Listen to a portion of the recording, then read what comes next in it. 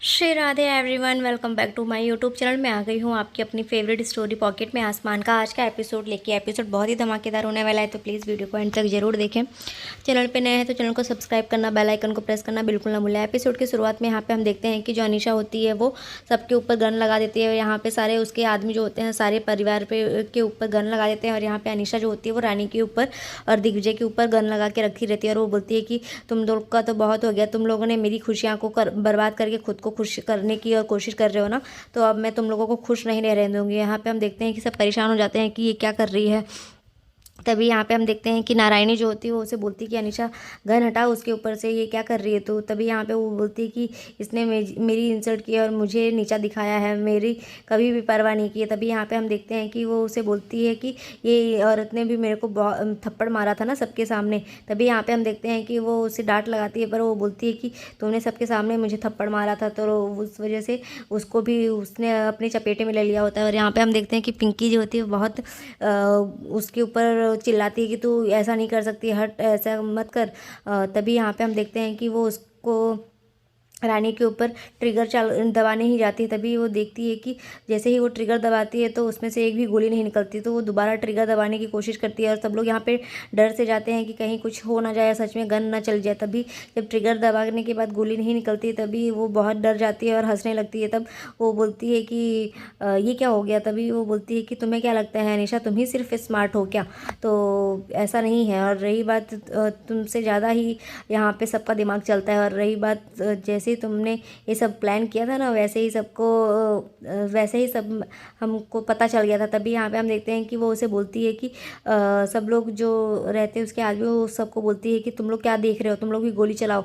तभी यहाँ पे देखते हैं कि सब लोग जैसे ही गोली चलाने जाते हैं तभी सब लोग का गन जो होता है वो खाली ही रहती है। तो ये सब देख के फिर वहाँ पे तभी पुलिस आ जाती है, और पुलिस जो होती है उसके ऊपर गन लगा देती है। और उसकी साथ लेडीज़ कांस्टेबल भी होती है, वो भी उसके साथ गन लगा उसके ऊपर गन लगा के खड़ी रहती है, और बोलती है कि इनकी गन तुम्हारी तरह खाली नहीं है, तो थोड़ी भी होशियारी मत करना। और यहाँ पे हम देखते हैं कि फिर रानी जो होती है वो बहुत अच्छे से सुनाती है उसको कि तुझे क्या लगता है तुम मेरे परिवार को इस तरीके से नुकसान पहुंचा सकोगी, और मैं ये खड़ी होकर चुपचाप देखती रहूँगी क्या।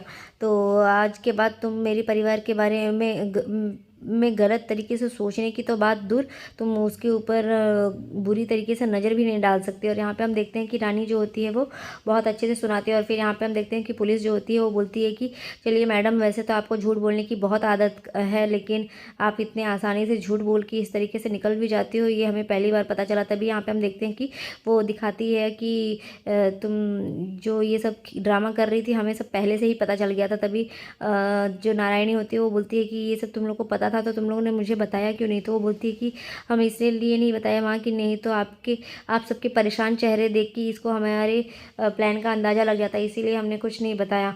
तभी यहाँ पे हम देखते हैं कि जो दिग्विजय होता है वो बोलता है कि इस बार हमारे पुलिस ने हमारे साथ ये पुलिस की प्लानिंग के अकॉर्डिंग हमने यहाँ पे कैमरा लगा के रखा है, और तुम्हारी सारी जो हरकतें हैं वो सब उसमें रिकॉर्ड हो चुकी है, तो तुम अब ज़्यादा होशियारी करने की कोशिश मत करना, सारा फुटेज उसमें है।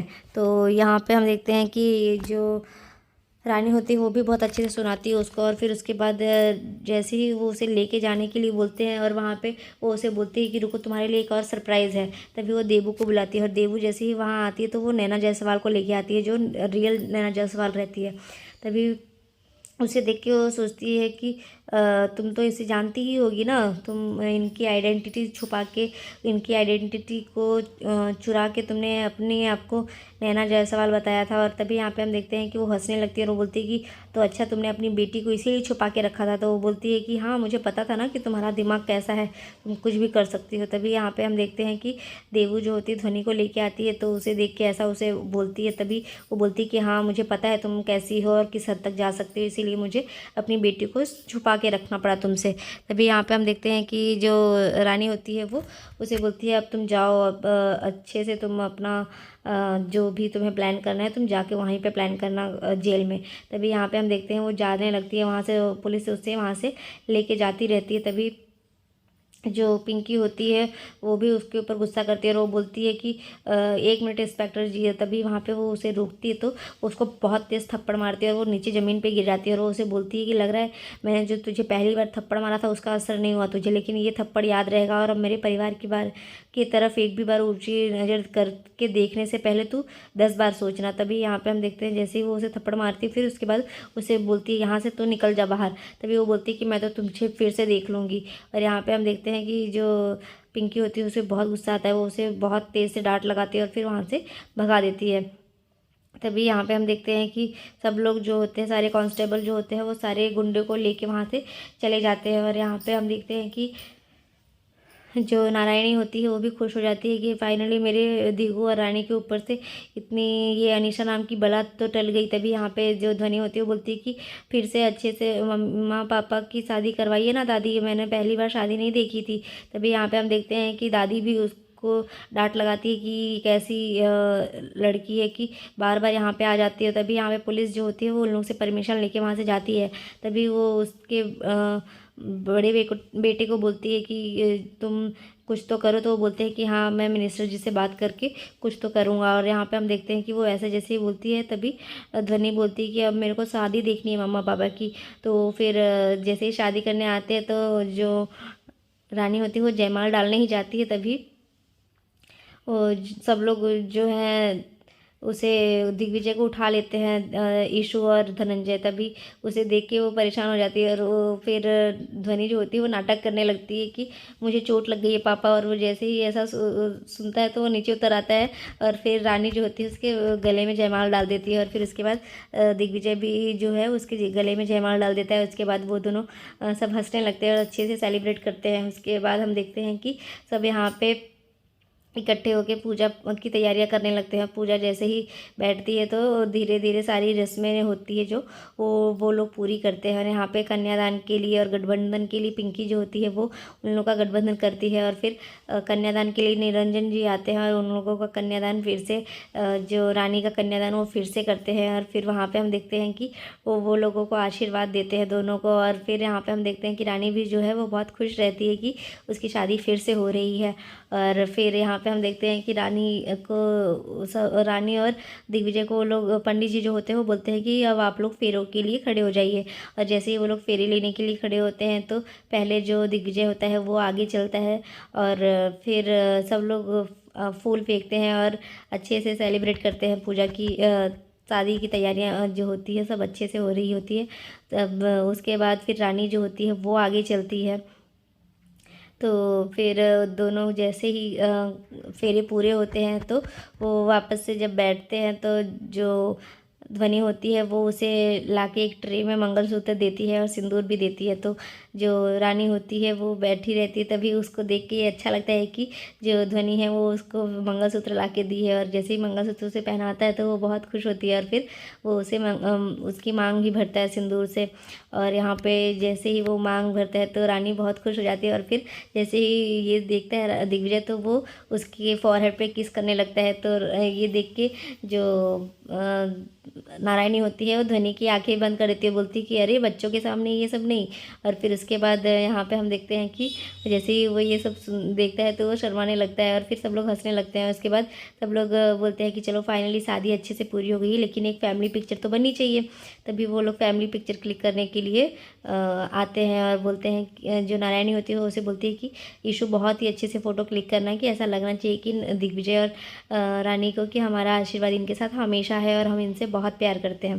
तभी दिग्विजय ईशान जो होता है वो उन सबके साथ फ़ोटो क्लिक करता है अच्छे से।